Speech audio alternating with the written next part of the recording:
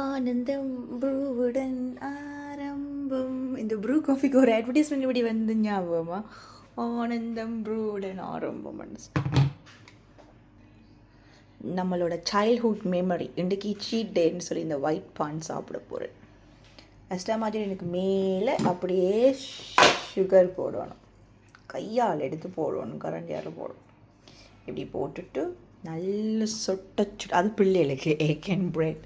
அவங்கள பார்த்தீங்களா evening weekend morning holiday நடக்குதா, கொண்டாட்டம் நடக்குது சன் ஆஃப் ஃப்ரெண்டோட.